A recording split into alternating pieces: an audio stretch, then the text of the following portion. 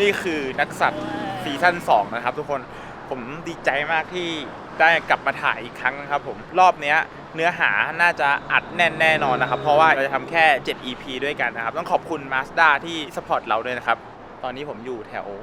ตลิ่งชันนะครับถูกนัดมาที่ฮักหมาแลนด์นะครับผมจะพาทุกคนมาดูน้องเคนายอีกครั้งหนึ่งนะครับครั้งที่แล้วเราพาไป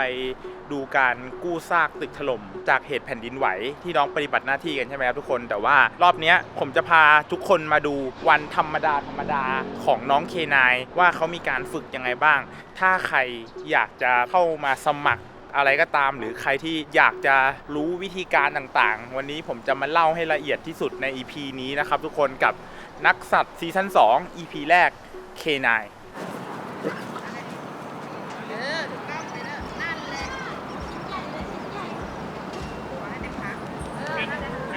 รับมานี่รับมาทำ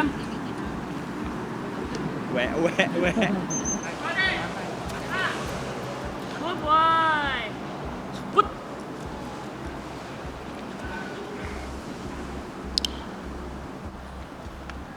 โอ้ยและที่ทุกคนเห็นอยู่ตรงนี้นะครับคือสนามฝึก agility ที่น้องเคนายเขามาฝึกเป็นประจำนะครับวันนี้ก็จะได้เห็นน้องๆทำอะไรบ้างครับพี่ก็น่าจะได้เห็นน้องฝึกโอเบเดียน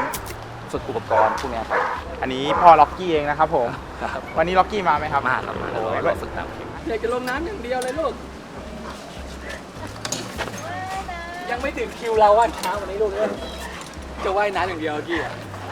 เห็นสระน้ำไม่ได้แล้วตายที่มาฝึกอย่างนี้เป็นประจำทุกวันก็เพื่อรอสอบเหรอครับหรือว่าที่มาฝึกประจำก็คือเรามีฝึก2ส่วนครับเราฝึกโอเบเดียนก็คือเพื่อที่จะเตรียมสอบขั้นเลเวลต่อไปแล้วก็ฝึกให้สุนัขมีความเชื่อฟังตลอดเวลาเพราะว่าเวลาทำงานโอเบเดียนมันต้องมีตลอดเวลาครับเพราะงั้นเราเรียกไปเรียกกลับไม่มีปัญหาแล้วก็อีกส่วนนึงก็เป็นส่วนค้นหาเราก็จะแยกสถานที่ฝึกกันหมุนเวียนกันไปในแต่จังหวัดแต่สถานที่ตัวช้าYes, good boy.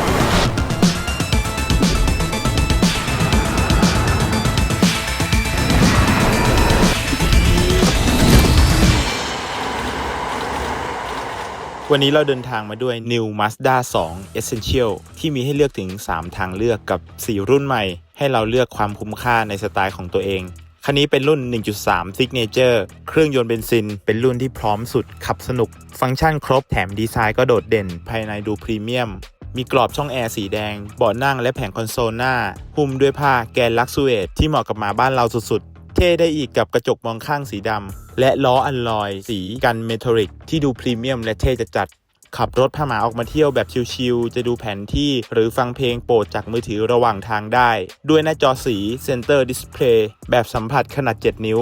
รองรับ Apple CarPlay และ Android Auto มีเทคโนโลยีความปลอดภัย iActive Sense ที่ช่วยให้อุ่นใจขับรถง่ายขึ้นไม่ว่าจะไปกับหมาหรือครอบครัวก็ขับสนุกประหยัดแล้วก็ฟังก์ชันครบแบบนี้คมมากๆเลยครับ New Mazda 2 Essential รุ่น 1.3 Signature คันนี้เป็นเครื่องยนต์เบนซินเขามีรุ่นอื่นให้เลือกด้วยนะครับทุกคนสามารถเลือกได้ตามไลฟ์สไตล์ตัวเองได้เลยครับ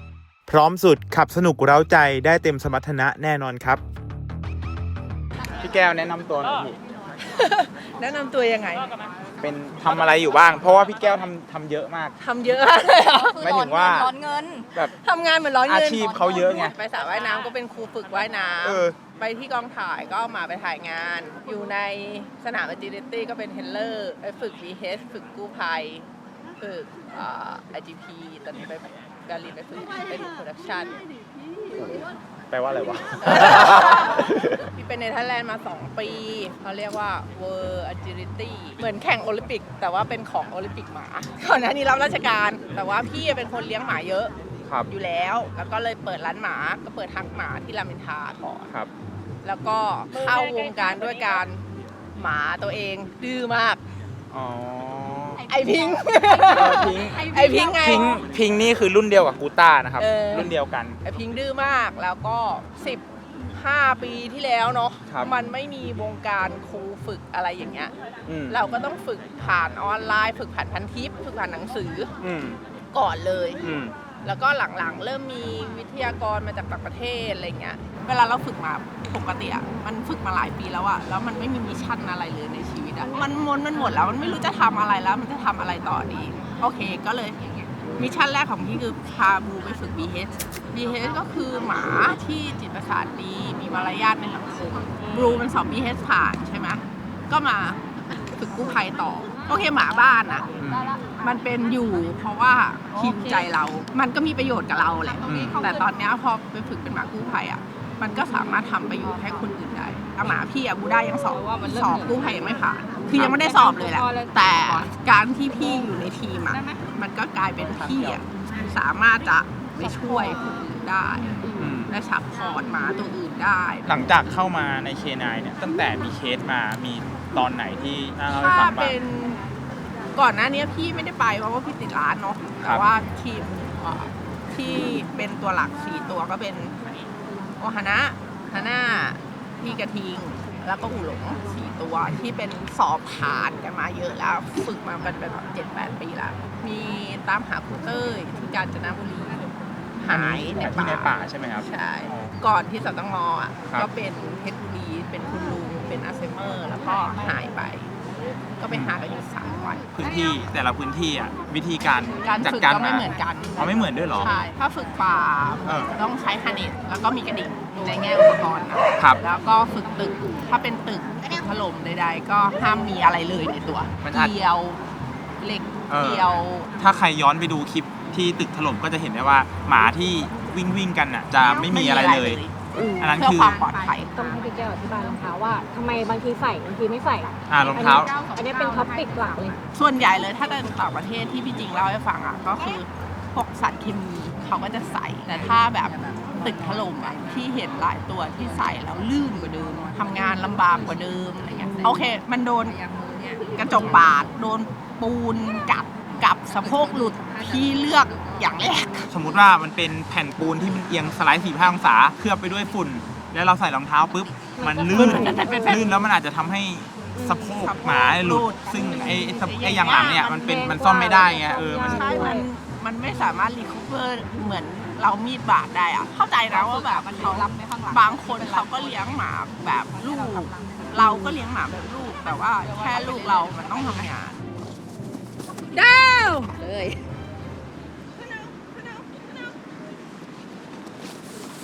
ดาวนั่นแหละโอเค yes good หยุดไปข้างหน้าหันไปข้างหน้าใช่ไป sit yes yes ค่อยๆค่อยๆขายังไม่ทันวางเลยไปยากจริงนะไปอึ๊บเลยนั่นแหละเลย good อันนี้ที่ต้องฝึกไว้เวลาสถานการณ์ตึกถล่มอะไรอย่างนี้ใช่ไหมพี่ สตงก็ใช้ อ๋อ บางจุดมันก็ต้องขึ้นบันไดเล็ก ซึ่งไม่ได้เป็นแนวนอนได้เป็นแนวตั้งด้วย ๆ ใช่ ในสถานการณ์จริงอ่ะบางทีมันมีตึกถล่มมันไม่มีบันไดที่จะปีนขึ้นชั้นนู้นชั้นนี้ใช่ปะเขาก็จะเอาบันไดลิงเนี่ยไปพาดแล้วก็ให้น้องเนี่ยขึ้นนี่ไงครับบันไดลิง อุ้ยได้อย่างชิวอ่ะ ก็ทั้งขึ้นทั้งลง คนตัวนี้บูด้านะครับบูด้าก็มาฝึกกับเขานะครับใครจำบูด้าได้ที่สอนเบต้าว่ายน้ำครั้งแรก จาน เป็นแต่ตอนนี้แบบหุ่นแบบล่ำขึ้นแล้วนะ พ่อมัวแต่ไปกู้ชาติไง กลับมาลูกอ้วนตับเลย จริงเรื่องจริงเลยฮะ up yes sit ได้ภาพอะไร ได้ภาพปูดบูดา โอบีเดียนแต่กู้ภัยมันจะมีอุโมงค์บันไดสะพาน ก็คือเวลาอย่างไปทำงานอย่างสตมอย่างเงี้ยมันก็จะเป็นมุดเข้าไปในช่องที่แคบๆมืดๆอุโมงค์เนี่ยปลายทางอ่ะมันจะมืดมองไม่เห็นบางสัปดาห์ก็จะไม่มีโอบีเดียนบางสัปดาห์ก็จะเป็นฝึกค้นหาสลับกันไปใช่บางคนจะชอบมาแต่ค้นหาเขารู้สึกว่ามันสนุกหมามันสนุกเพราะฝึกโอบีเดียนอ่ะมันเครียดทั้งหมาเลย เข้าใจเลยอะ กติคือต้องสอบเลื่อนขั้นตล ตล อ อ ด ดเรื่อยๆ คือเหมือนสอบทบทวนความรู้ด้วย แล้วก็อัพสเต็ปขึ้นไปเรื่อยๆค่ะ เพราะว่าในการทำงานเนี่ย บางประเทศหรือบางพื้นที่ บางหน่วยงานเนี่ยเขามีข้อกำหนดว่าเราจะต้องสอบผ่านระดับไหนถึงจะทำงานได้ องค์กรที่เป็นคนจัดสอบนี่คืออะไรครับ เป็นองค์กรสุนัขกู้ภัยซึ่งเขาอยู่ที่เยอรมันเราอ่ะจะต้องไปเชิญเขามาว่าเนี่ยเราจะมีการจัดสอบเขาก็จะเป็นกรรมการของสุนัขกู้ภัยอ่ะโดยเฉพาะการจะมาครั้งนึงอ่ะมันมีค่าใช้จ่ายใช่ปะเราก็จะต้องแบบเตรียมพร้อมให้ได้มากที่สุดเพื่อที่จะสอบ สำหรับคนที่สงสัยว่าไซบีเรียนฝึกได้ไหมนี่นะครับนี่จะเป็นตัวแทนแห่งไซบีเรียนให้ดูนะครับใครเซลไซส์ไว้เยอะดูนะ นี่ไงขึ้นคมๆครับ โอเคครับ ตัวแทนหมู่บ้านไซอันนี้น้องก็รอนะดูดิเขากำลังแบบคุยกันว่าจะเอาคำสั่งอะไรดี น้องก็นั่งรอ นี่นั่งนิ่งนะ ดูนะ เป็นเกียรติตัวแทนแห่งไซจริงๆอ่ะเฮ้ยโอ้โหหล่อมาก เอ้ย โอ้โหเอ้ย เก่งจริง ทำให้เผ่าพันธุ์เราเสียชื่อ แวร์วูฟ รอวันหอนนะเราใส่จริงปะเนี่ย อุ้ยทุกคนนี่มันใส่ปลอมปะเนี่ย เฮ้ยใส่มา ไปแล้วอะมีเสียงนิดหน่อย เข้าด้านข้างครับ โอ้โห มันเท่นะ ค พี่ นพอไซทำได้เท่มากเลยอ่ะ เดือดสัมภาษณ์ไปไซที่บ้าน ขึ้นหลังคา ดูเขาเดินนี่นี่ เฮ้ย เดินสวยมากเลยอะ เดินสวย ตอนนี้ชิโร่ตัวแทนแห่งหมู่บ้านไซครับกับเดินข้ามสะพานลิงนะครับ เป็นเกียรติประวัติให้กับไซบีเรียน โอ้โหทุกคน นี่ดูเขาโอ้โหดูดิ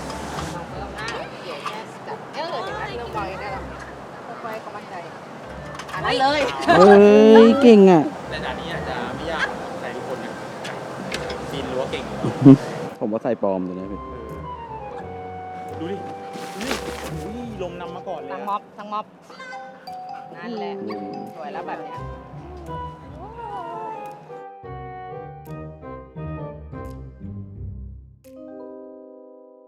ผมอยากรู้ว่าไทำลายทั้งหมดกว่าจะได้เป็น K9 เต็มตัวเนี่ยทำอะไรบ้าง ฝึกสอบ ก็สอบ ต้องสอบเข้ามาอินทานเข้ามาอีกใช่ไหม จริงๆแล้วถ้าเข้าทีมอ่ะมันไม่เชิงจะเอ็นทาร์หรอกแต่เราอยากรู้ว่าพ่อแม่ของหมาเจ้าของหมาเขาพร้อมที่จะเสียสละเวลา พร้อมที่จะจริงจังกับเราไหม มากกว่า 2 ปีอ่ะคุณมีเวลาให้ทีมไหมอ่ะอาทิตย์ละครั้ง2 ปี ก่อนหน้านี้เราไม่เคยเปิดสอบ แต่คนอ่ะจะเข้ามาแบบขอฝึกด้วยค่ะ ก็มาฝึก3 วัน 5 วันหาย10 วันหาย แล้วเราก็ต้องมานั่งสตาร์ทใหม่ ฝึกใหม่ปูใหม่ทุกอย่างใหม่ เอาอีกแล้วไปอีกแล้วจริงมันแค่อยากมีเพื่อนร่วมทีม อยากมีทีมจริงจังเพื่อซัพพอร์ตกันละกันอ่ะแค่คุณมาเรียนรู้กับเราอ่ะเราไม่ได้คิดค่าอะไรเลย แค่ใช้เวลา แค่เอาเวลาคุณมาเสียสละกับหมาคุณ แล้วก็เอาไปทำงานกับพวกเราแค่นั้นเอง แต่คนก็น้อยที่จะมุ่งมั่นขนาดนั้น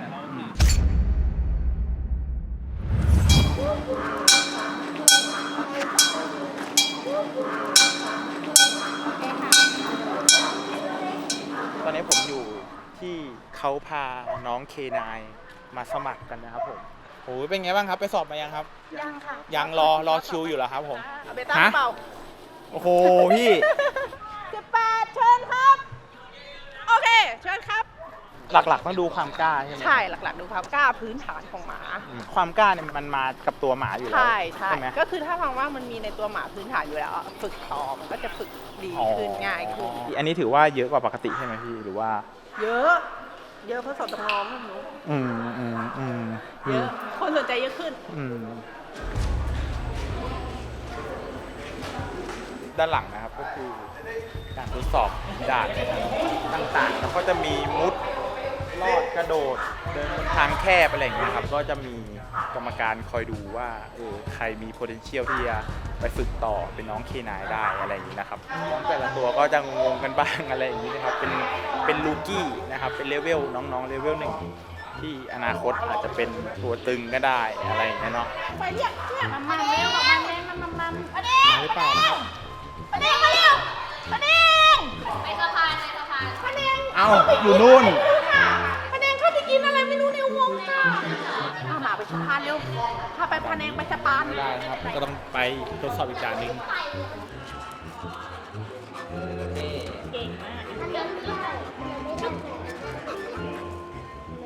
ดูเล่นดูเล่นโอเคแล้วไม่ไปครับแต่ต่อไปครับผมโอเคครับนี่เลยครับพี่ ผมเอามาครั้งแรกครับ อันนี้เตรียมตัวยังไงบ้างครับปกติ เนี่ยก็มีฝึกแค่พื้นฐานนั่งหมอบคอยอะไรอย่างนี้ปก อ๋อ ติ นั่งหมอบคอย ใช่แล้วก็เห็นประกาศก็เลยลองมาดู เฮ้ย จากพิยอด ชื่ออะไรนะครับ ชื่อเจอรี่ครับ เจอรี่ นี่มาจากที่ไหนครับเนี่ย จากกาญจนบุรีครับ โอ้ยมาจากการเลยเหรอครับ ใช่ครับ ทำไมถึงอยากมาลองเข้าเคนายดูอะฮะ ก็อยากช่วยเหลือส่วนรวมครับ อ๋อ อันนี้ฝึกมาประมาณหนึ่งแล้วปะครับ ใช่ครับพอฝึกมานิดหน่อยครับ เป็นกำลังใจให้นะครับผม ครับผม เป็นกำลังใจ ขอบ ให้ คุณมากครับ เฮ้ยนี่มีน้องหมาไทยมาด้วยทุกคน อันนี้เขากำลังทำอะไรกันยืนกันเต็มเลยอะพี่ ด่านเจอคนแปลกหน้า โอเคไหมกับคนแปลกหน้า คือแค่เดินผ่านวนไปวนมาเหมือนมาปาร์ตี้กัน ส่วนคนที่มีหมาไม่ต้องเดิน อยู่เฉยๆคุมให้หมา ไม่ทำอะไรใครก็พอโอเคไหมเป็นตัวกวนนั่นเลยไปเริ่ม เป็นตัวกวนได้หนึ่งคนนะ แล้วพี่เขาก็จะดูรีแอคน้องๆนะว่าแต่ละตัวเป็นยังไงนะครับ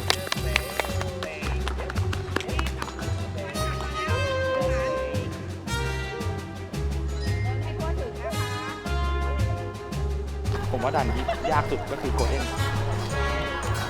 ให้ทุกคนหน่อยครับให้ทุกคนหน่อย ได้ครบนะให้ทั่วถึงนะ ให้ทุกคนเดินถ่ายทุกคนครับ ให้ตบมือ ไปกวนโกลเด้นดีกว่าโอ้โหปรบมือด้วยโอ้โหโกลเด้นตายเลยอย่างเงี้ยปรบมือถือว่าโอเค ไปอันไปตบมือ เดินให้ทั่วถึงนะคะ คนดูคนลีก็มา มี สวยมาก 11 ตัวใช่ป่ะ อันนี้จะเป็นการฝึกจากค่ายเอกชนนะครับ United Star K9 เนาะ ทีมนี้ก็อย่างที่ทุกคนเห็นนะครับ ก็ทำงานจริงมาหลายที่แล้ว อย่างตึกสตงถล่มก็ไปทำงานมาแล้วถึงเวลาถ่ายทอดให้กับรุ่นต่อๆไปนะทุกคนความรู้สึกของผมที่ได้มาดูในวันนี้ก็คือ รู้สึกว่าเด็กๆน่ารักเกินนะ เดินแล้วผ่า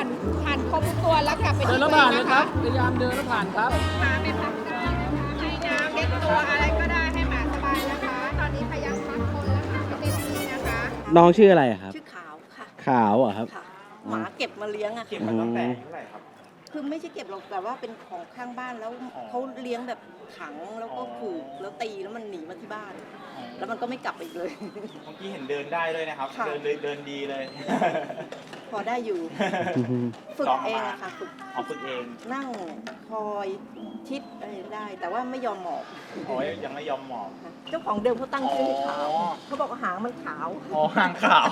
ขาวปี จริงๆ แล้วหมาพันทางก็สามารถฝึกได้ แต่ว่าวิธีการฝึกหมาพันทางส่วนตัวผมรู้สึกว่าก็จะมีความชาเลนจ์ขึ้นไปอีก เพราะว่า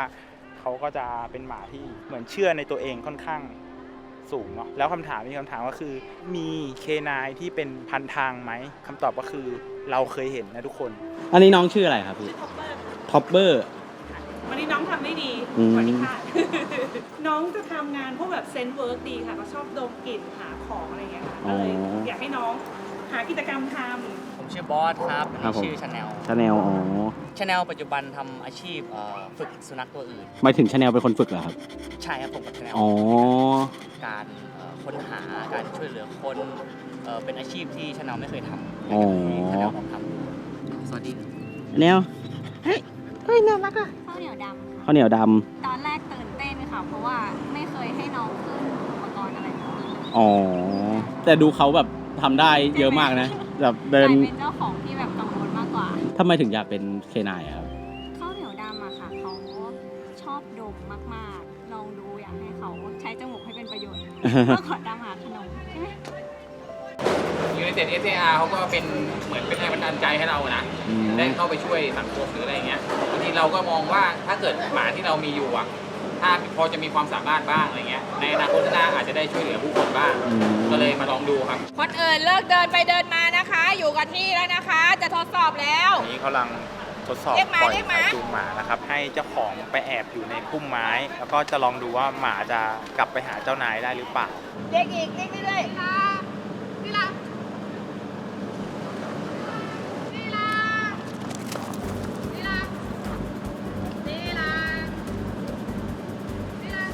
อันนี้ก็จะดูเกี่ยวกับหมามีความมุ่งมั่นที่จะไปหาเจ้าของไหม แล้วก็จะค่อยๆปูให้รู้จักไปหาคนอื่นทีหลัง โอเค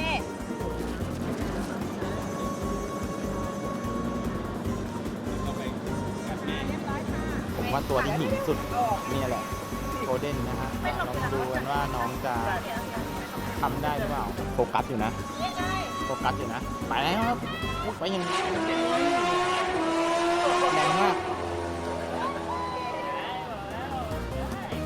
นี่น้องหมาไทยครับอันเนี้ยน่าจะชาเลนจ์น้องพอสมควรเลยเพราะว่าหมาไทยชอบตื่นกับแอมเบียนซ์แล้วตอนเนี้ยคนเยอะนะครับไปแล้วปล่อยแล้วไปแล้ววิ่งตามสไตล์หมาไทยครับน้องขาวตัวนี้เพไดนะครับของเล่นรอบไปแล้วได้ทุกตัวครับวิ่งเขาแดงกลับมาเขาแดงมาได้ลูกไอ้ตุนเลิกลักเลยเมื่อกี้นี้หยิบกล้อง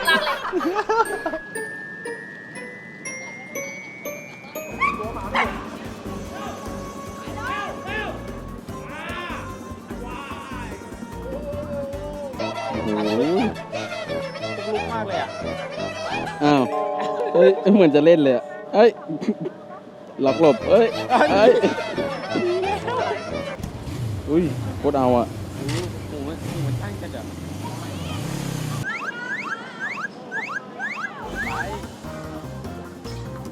โอ้ย ตุ้ยนุ้ยมากเลยอ่ะ อ้าว เอ้ย ฉี่ อันนี้ดูเกี่ยวว่าหมามั่นใจที่จะข้ามผ่านพวกอุปสรรคต่างๆไหมแบบพื้นที่ที่ไม่มั่นคงหรือว่าพวกขวดน้ำเสียงก๊อบแก๊บก๊อบแก๊บอะไรเงี้ยหมาบางตัวเขาไม่กล้าเด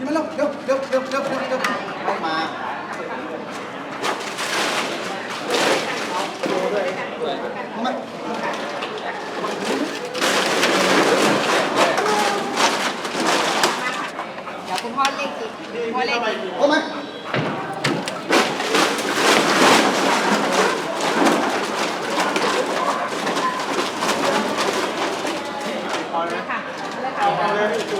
เราจะดูกันเรื่องเกี่ยวกับความสัมพันธ์ระหว่าง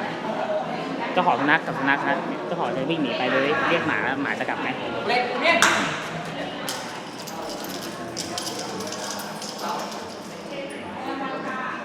บางตัวมันก็ต้องใช้ความคุ้นเคยบ้างเหมือนคนเราครับบางคนแบบบอลทูบีใช่ไหมครับผมตัว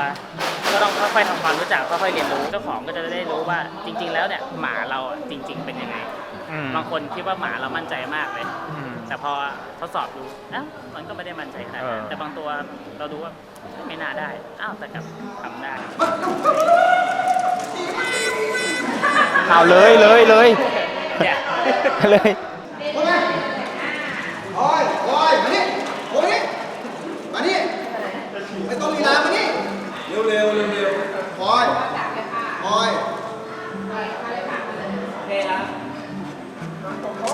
ทำนะแต่ว่าต้องมึนก่อนให้หนูมึนก่อนไปพักไป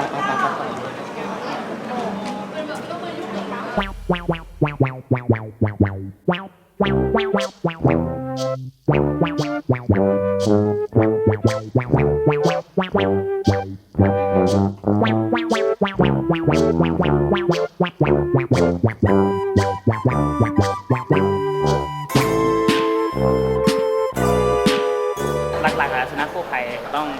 เป็นหมาที่มั่นใจเพราะเราต้องทำงานในสถานที่ที่มันเสียงดังความวุ่นวายความโกลาหลต่างๆแต่ฟอเต้นี่เหมือนมีความบอลทูบีอยู่ไหมฮะไม่เลยใช่ไหมเป็นบีเกิลที่ไม่เอาอะไรเลยตั้งแต่ต้นแก้ปัญหาไงว่าทำยังไงชอบนมนะใช่ไหมก็มาดมอะไรที่มันเป็นประโยชน์บ้างดีกว่ามันแก้ปัญหาทั้งหมาแต่แก้หลักๆ แก้ที่เจ้าของ อ๋อ ปัญหาของหมามันส่วนใหญ่มันเกิดจากเจ้าของ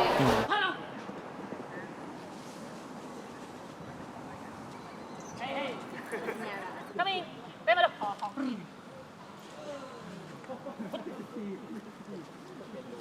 แล้วตอนไปสตงตอนที่ตึกถล่มไปอยู่กันนะเท่าไหร่พี่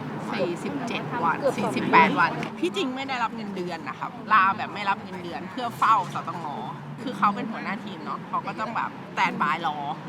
เพราะว่าไม่รู้วินาทีไหนที่เขาต้องการหมา 7 วันแรกไม่ได้นอนต้องบอกเพราะว่าเสียงวอมันดังตลอดเวลา เข้าหน้างานก็เป็นแบบเสกซ่าความหวังกองเลือดลุมมันตุ้มมันเครียดมันทุกอย่างเลยอะ แล้วจากนั้นประมาณ9 ชั่วโมงก็เจอคิงกูต้าขับมอเตอร์ไซค์แว้นกันมา แก๊งแรกที่เป็นพลังงาน ตีสองไปยืนดูหน้าตึกกันจริงอะดูแบบเอาไงวะมันต้องมีตรงไหนที่แบบหมามันจะเข้าได้แล้วหมามันปลอดภัยวะทุกครั้งที่หมาก่อนเข้าพี่จะเดินเข้าไปเหยียบก่อน แล้วอะไรกังวลที่สุดในช่วงนั้นพี่กังวลเรื่องอะไรที่สุด กังวลแค่เราจะเจอคนที่รอดไหมยอดเห็นเนาะว่าญาติเขาอะก็ไม่ได้นอนญาติเขาก็มาแบบอยู่ตรงนั้นน่ะเขาวิ่งมาจากต่างจังหวัดเพื่อแบบเอาเสื้อผ้ามา เอาเสื้อผ้าของ คนหายมาแล้วก็พี่คะช่วยหาให้หน่อยคนนี้ให้หมาดมได้ไหมซึ่งเขาไม่เข้าใจหรอกว่าหมามันทำไม่ได้คือมันไม่สามารถจะดมเฉพาะเจาะจงได้ในระยะนั้นเขาก็คงมีความหวังว่ามันคงจะมีนิดนึงอ่ะหรือไม่ก็แบบญาติมาแบบจับหมาแล้วแบบช่วยหน่อยนะอะไรเงี้ยมันแบบเราก็แบบที่สุดแล้วอ่ะเข้าใจนะว่าหน่วยงานอื่นอะไรเงี้ยมันแบบ ไม่เคยเจอ ไม่หมดในไทยมันไม่เคยถล่มอะไรเยอะแยะขนาดนี้อ่ะถ้าพี่ทิงเคยเจอพี่ทิงจะเจอปทุมพี่ทิง ชื่อกระทิงครับสุนัขชื่อเคนายครับทำมาหลายปีแล้วทำมากับจริงๆครับเคสแรกที่เป็นตึกถล่มก็เป็นตึกตรงกฤษณานครไฟไหม้แล้วเขาดับเพลิงอยู่แล้วน้ำมันอุ้มน้ำหนักเยอะมันก็รวบแต่ว่าเคสนี้มันยากตรงที่ว่ามันคือตึกที่มีความร้อนอมอยู่มันมีความร้อนที่มันพุ่งมาอยู่เรื่อยๆมันเลยทำให้แบบการรับกลิ่นมันยากแล้วมีโซนด้านหลังที่เป็นอาคารที่มันถล่มมันก็จะเฉียงพื้นดาดฟ้ามันก็มีความลื่นคือเราจะส่งขึ้นไปเรื่อยๆอย่างเงี้ยมันก็ไหลลงเงี้ยมันยากอะไรเงี้ยแต่ว่าเราก็เป็นเคสที่เราให้เรารู้สึกว่าเราต้องฝึกรูปแบบพื้นที่หลายๆแบบมากขึ้น มันจะมีบางพาร์ทของกองที่เพิ่งรู้สึกว่ามันแบบค่อนข้างน่ากลัวนิดนึงแล้วหมามันต้องเหยียบขึ้นไปบนเฟรมกระจกอันนั้นแล้วเราก็ไม่รู้มันจะแตกทะลุลงไปหรือเปล่าคือใจตอนนั้นอะไม่ค่อยดีเท่าไหร่กลัวมันเป็นวันแรกที่เข้าพื้นที่ใช่มันก็เลยไม่มั่นใจเลยว่าแบบตรงไหนที่มันเหยียบได้เหยียบไม่ได้ตอนที่ส่งหมาไปอ่ะกุ้งแม่งหน้าแบบเหมือนคนจะเป็นลม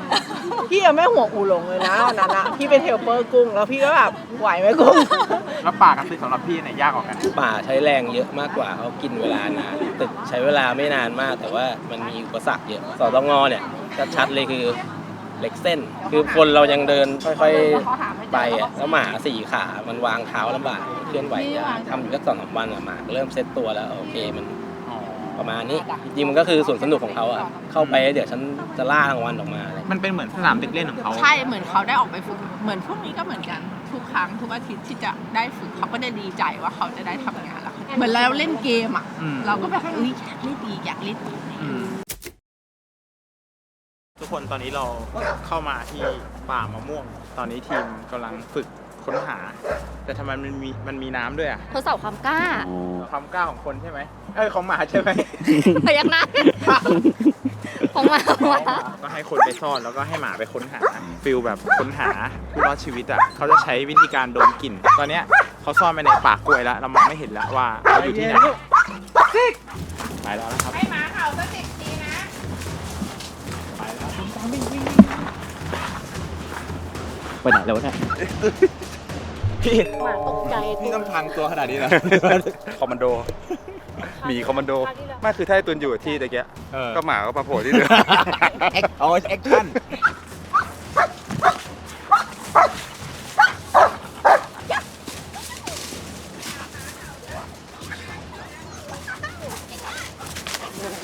โอ้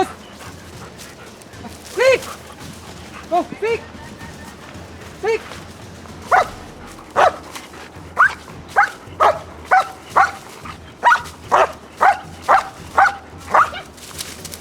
กูดเกิร์ล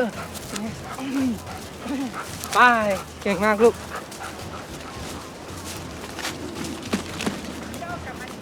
ไปซิก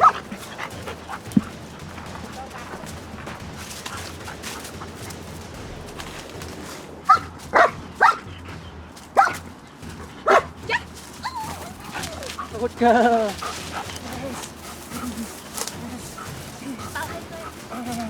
บอลนี่คือเป็นยังไงอะพี่ เป็นแบบรางวัลยังไงครับ แต่ว่าตัวไหนชอบอะไรเราก็จะให้ใน กู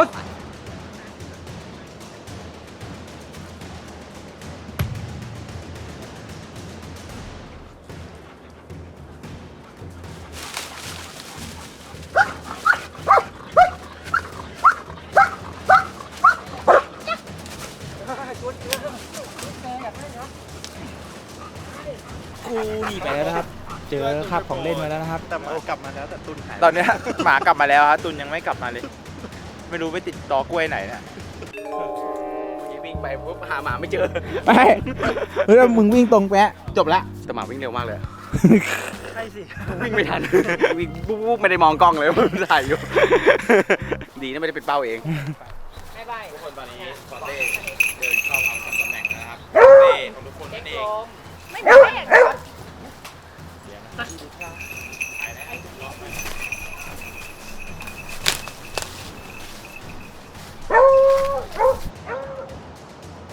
แล้วเสียงมาก่อนตัว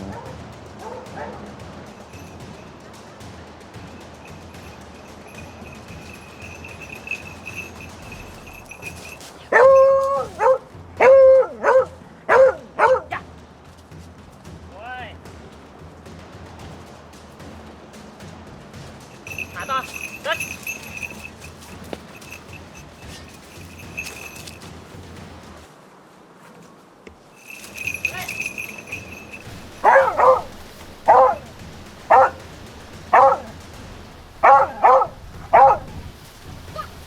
เร่คำกูบอยเก่งมาก ล็อกกี้ประจำตำแหน่งแล้วนะครับ เริ่มได้แล้วนะครับ ล็อกกี้เอง การเป็นเป้านี่คือต้องฝึกเหมือนกันใช่ไหม ต้องฝึกเพราะว่าเป้าอ่ะคือคนที่จะเห็นว่าหมาเป็นยังไงตอนที่มาถึงตัวผู้ประสบภัยประชิดตัวเป้ามากเกินไปอย่างเงี้ยก็ไม่ได้ไม่ให้ห่างเกินไปก็ไม่ได้ ชาเลนจ์ของล็อกกี้คือมีน้ำอยู่ข้างๆ แล้วล็อกกี้ชอบน้ำมากนะครับ จะหาอะไรเจอก่อนนั่นไงไปแล้วนั่นไปแล้วเรียบร้อยดำปึ๊ด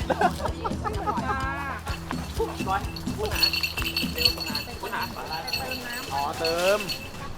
เป้านะคะหาเปลี่ยนสีนะคะ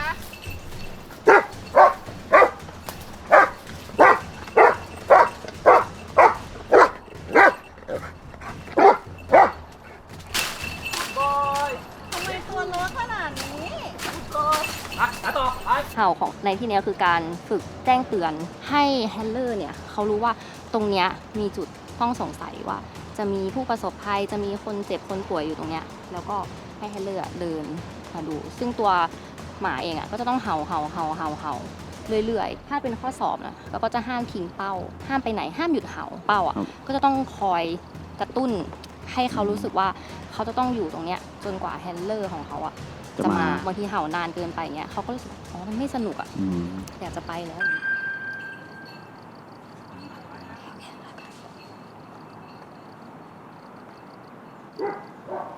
เพราะว่าเขารู้สึกว่าเอ้ยงานจังไม่ได้สักทีเนี่ยเขาก็จะแบบไปดีกว่าพอมันไม่ได้อย่างนี้เราในฐานะเป้าเราก็ต้องหลอกล่ออยู่เลยกระตุ้นทำยังไงก็ได้ให้เขารู้สึกสนุกกับการที่แบบอยู่ตรงนี้เราก็ต้องไปฟีดแบ็กกับทางแฮนเดอร์ว่าแบบหมามาเจอเป้าปุ๊บเขาเห่าทันทีไหมเขาเดินไปที่อื่นก่อนหรือเปล่าหรือว่าเขาหมอบหรือเขาทำอะไรเนี่ยคือต้องคอยฟีดแบ็กเพื่อที่รู้ว่าครั้งหน้าต้องแก้ไขแล้วพี่พุ่งชนนะระวังนะ ใช่ครับ ตัวใหญ่ด้วย ล้างก่อนเลยล้างก่อนเลย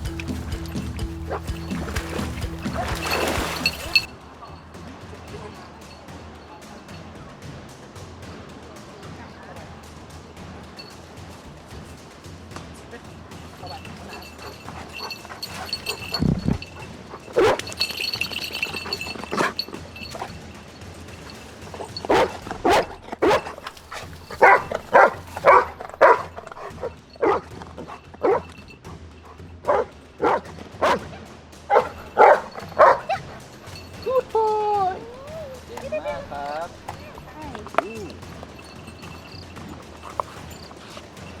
โอเค เพื่อนไหม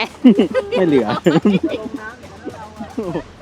ก่อนมาได้ยินเสียงดังตุ้ม พื้นที่ที่เราหาอยู่เนี่ยมันก็เปรียบเสมือนเป็นป่า สมมติว่ามีผู้สูญหายป่าตรงเนี้ยมันจำลองอยู่มันประมาณความยาว200 เมตรอะแต่ว่าในป่าในสถานที่จริงอะหมายถึงว่าที่เขาใช้สอบนะก็คือ 5,000 ตารางเมตรเขาให้เวลาในการหา10 นาทีโจทย์ที่ยากขึ้นก็คือ 20,000 ตารางเมตรให้เวลา20 นาทีเหมือนเครื่องดูดฝุ่นอัตโนมัติที่บ้านอะที่แบบไปอย่างเงี้ยไปแล้วเซิร์ชไปเรื่อยๆก็คือหมาก็ต้องชัวร์ด้วยว่าผ่านแล้วผ่านเลยไม่กลับมาไม่ลังเล ที่พี่จริงกำลังสอนคือสอนเจ้าของว่าเราจะกวดหมาเราจะต้อนหมาไปยังไงให้ชัวร์และไวที่สุดอันนี้ต้องแยกกันใช่ไหมพี่ ต้องแยกกันค่ะ มาซ่อนแอบ โดยให้หมาเคนายเป็นตัวค้นหานะครับทุกคน นั่งหรือนอนก็ได้ ได้ครับผมได้ครับ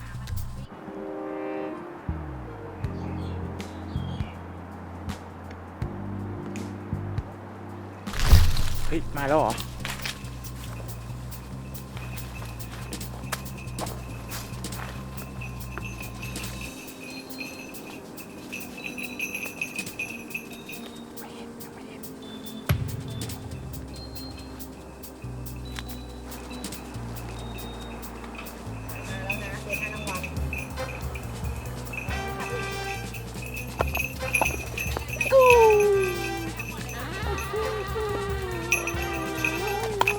โอเค หมดแล้ว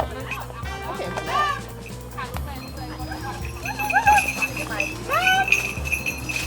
เมื่อกี้ตื่นเลยอ่ะเมื่อกี้แบบเป็น ปั๊ม แกงสลบอยู่ตื่นเลยอ่ะโอ้โหเก่งว่ะบูด้าเก่งจังเลย โอ้ไปค่ะ ไปค่ะ ไปค่ะไม่อยากไปหนูไม่อยากไปโอ้โหบูด้าไปลูกเก่งมากไปเอาละทุกคนตัวต่อไปไซบีเรียน กิโลเห่าแค่ไม่เกิน 3-5 ทีนะคะ เจอแล้วคนหา โอ้ค้นหาไปแล้วโคตรเก่งเลย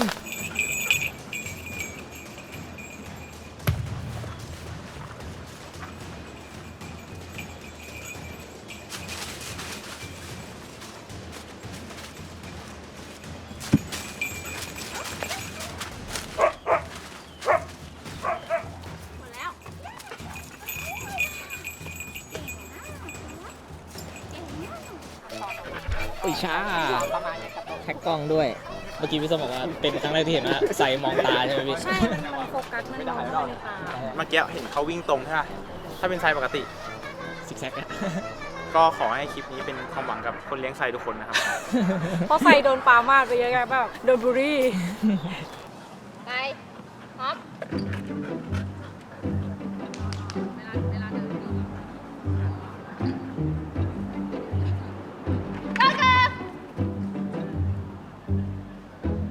เมื่อกี้มีสัญญาณมือหมา สัญญาณ ใช่ไหม มือส่งไปบอกว่าให้ไป ต้องใช้ข้างซ้ายหรือข้างขวา เราแล้วแต่เรา แล้วแต่ เรา เรา ถนัดเป็นซิกแนลระหว่างเรากับหมา เหมือนชี้ทางให้เขาใช่ไหม ปขวาใช่ อ๋อ ก็คือให้เขาแบบโฟกัสไปตรงจุดที่เราอยากให้เขาไปไม่ให้เขามองไป อ๋อ ก็มันมีคำศัพท์เฉพาะไหมคะแบบเอาไว้แบบสั่งหมาแล้วก็แบบเวลาเอาไปไว้สอบก็เห็นบางทีแบบคำมันจะมีคำ เซิร์ชอย่างนี้เหรอ ใช่ คือคำเฉพาะมันขึ้นอยู่กับว่าเราอะ จะ สื่อ ป้อน สาร เขา กั ยั บ ง ห ไง มาเรายังไง อ๋อ ใช่ถึงอาจจะอยากจะใช้คำอะไรก็ได้ที่คนอื่นอะไม่รู้จักเลยก็ยังได้ แต่ตัวเองอะต้องจำให้ได้เดี๋ยวเราฝึกภาษาอังกฤษที่จริงเนี่ยฝึกภาษาเยอรมัน เอาจริงเหรอ บางคนฝึกภาษาไทย เราใช้ภาษาจีนไหม เบต้าใช้ภาษาจีนไหม เรา เบต้ามาจากจีนไงลูกครึ่งจีนอเมริกา หมาเกลือสมมติเป็นหมาเกลือภาษาใต้ใช่ปะ ได้ เอ็มมอบไปมอบเลย หมอบไม่ได้ นี่ต้นเหนียวค่ะ อันนี้คือต้นแม่เหรอ ต้นเหนียวนะ ผมชื่อนะ ไปฝึกแล้ว โปรดิไฟนี่ได้ไลฟ์ นี่ไลฟ์ตั้งแล้ว ได้เลย นี่มันวงอะไรวะ ไปหลังล่อดิล่อกลับมาเข้าตำแหน่งล่อกลับมาเข้าตำแหน่ง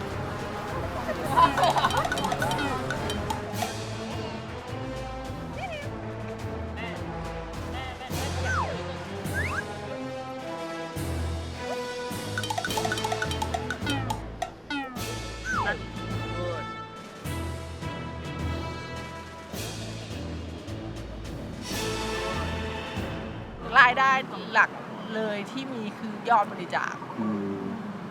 ซึ่งที่ผ่านมาที่ทำกันมาน้อยมากก็คือเงินเดือนตัวเองทรัพย์ตัวเองที่ดินตัวเองแต่แค่มันแลกด้วยความภูมิใจตอนเก็บเต็นท์เนาะมันก็จะเป็นแบบร้องไหมมีถามจริงมีซึม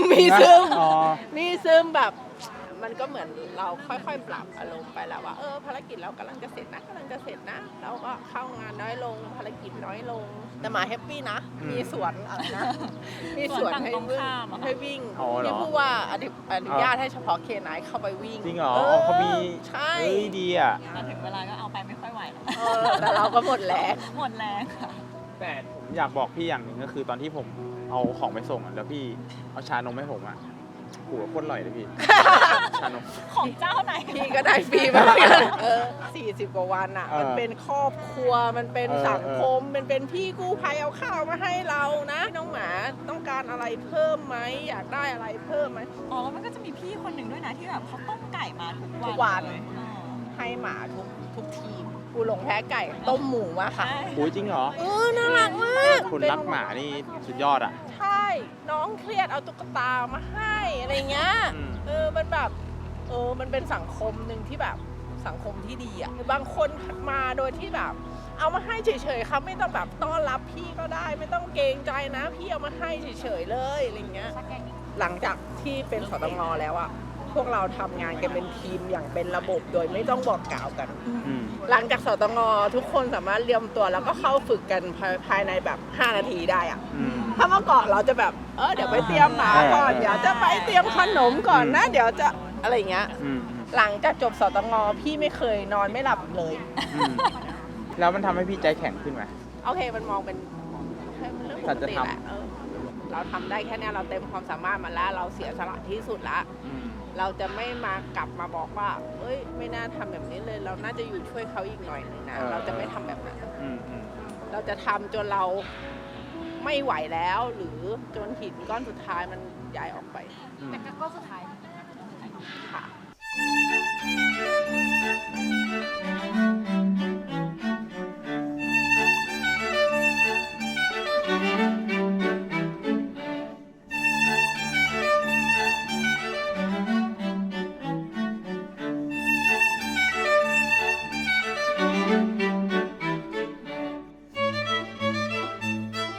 วันนี้เราต้องขอบคุณ New Mazda 2 Essential รุ่น 1.3 Signature ที่ทำให้เราได้มารับประสบการณ์ใหม่ๆในนักสัตว์ซีซั่น 2 นี้นะครับแล้วทาง Mazda ก็ยังมีกิจกรรมแจกของรางวัลสำหรับแฟนๆรายการนักสัตว์ด้วยสามารถตามกันไปได้ทาง Facebook Mazda Thailand Official ครับนี่ออกจากทีมเลยคือเหรียญเลยเหรอเนื้อดินไม่ใช่มันคือพวงกุญแจที่ระลึกนี่ไปซัพพอร์ตกันได้นะทุกคนเดี๋ยวขึ้นให้ว่าต้องไปสั่งที่ไหนวันนี้ได้มาตามติดชีวิตน้องก็รู้สึกว่ากว่าจะเป็นเคนายได้ไม่ได้ง่ายๆเลยนะทุกคนไม่ใช่แค่น้องหมาอย่างเดียวนะครับแต่ว่าเจ้าของต้องมีใจรักมากๆนะครับเพราะว่าบางคนฝึกแบบ 4-5 ปีนะครับกว่าจะได้ลงทำงานจริงอะไรแบบนี้นะทุกคนก็หวังว่าคลิปนี้จะเป็นประโยชน์กับคนที่อยากจะเห็นชีวิตน้องๆเคนายเบื้องหลังวันที่ไม่ได้ปฏิบัติงานเขาก็ต้องมาฝึกแบบนี้สัปดาห์ละ1 ครั้งอะไรแบบนี้นะครับผมวันนี้นักสัตว์ก็ต้องขอบคุณทุกคนนะครับเจอกันใหม่ EP หน้าครับสวัสดีครับ